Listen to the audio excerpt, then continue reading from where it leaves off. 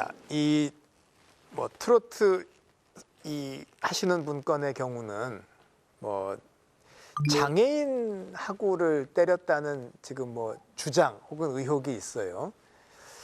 이건 좀 더 사안이 어려워지네요. 그렇죠. 지금 언론에 나온 거 보면 장애인 학생을 뭐 집중적으로 괴롭혔다, 또 공원을 지나가는 어린 학생들을 또 장시간 괴롭혔다, 이렇게 사회적 약자들을 집중적으로 괴롭힌 것으로 지금 나오고 있는데요. 또 온몸에 문신까지 좀 공개가 되고 있고요.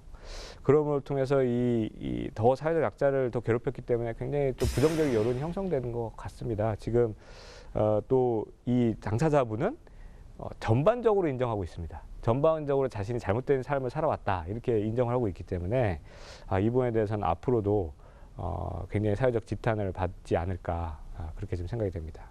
근데 이제 사회적 약자가 장애인의 경우 뭐 도가니 뭐 이런 것도 나오듯이 장애의 종류에 따라서는 의사 표시가 원활치 않은 경우가 있어요.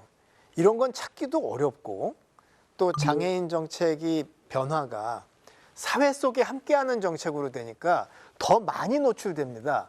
그러니까 걱정거리가 더 많네요. 맞습니다. 그 부분이 학교 폭력 심의를 할 때 굉장히 어려운 부분입니다. 예를 들면 그 학생이 이 장애 학생이어서 사회성이 좀 떨어진다라고 볼 수 있고, 또 어떤 경우에는 장애 중에요, ADHD 증상이 있는 경우들이 있어요. 근데 ADHD 중에 증상 중에 좀 대표적인 증상 중에 하나가 뭐냐면 폭력성이 있을 수가 있습니다. 네? 폭력성이 있을 수가 있어요. 그러니까 우발적 폭력성이야? 맞습니다. 그래서 자신의 감정을 다소 조절하기 어려워하거나 그런 경우가 있을 수 있는데, 이제 일반적인 학생들이 보기에는 그 학생이 시비를 거는 것처럼 보일 수가 있단 말이죠. 그러면 장애 학생이 먼저 가해 행위를 했다, 그래서 가해 행위를 한 학생이 나는 원래 피의자였다, 이렇게 혼합되기 시작하면 판단하기 참 어려운 문제가 되기 시작합니다.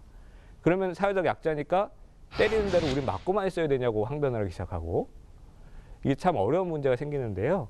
물론 그런 질병이 있거나 한다고 모두가 다 폭력적인 건 아니고요. 그것도 여러 질병 안에서도 여러 이제 증상 중에 하나니까 꼭 그런 증상이 발현되는 건 아니지만, 간혹 가다가 그런 사안이 발생이 됐을 때 이제 판단하기가 참 어렵고. 근데 모든 부모, 모든 선생님이 이런 이슈에 대해서 전문가가 아닌데 상황을 보고 개입을 하고 도움을 준다는 게 정말 어렵군요. 어려울 수밖에 없습니다. 그 심의를 하는 위원님들 입장에서도 굉장히 어렵고, 저희도 이런 전문 또 의사나 이런 분들이 항상 있는 것은 아니기 때문에 저희도 이제 찾아가면서 연구하고 심의를 하고 또 그냥 판단을 하고 그렇게 하고 있습니다.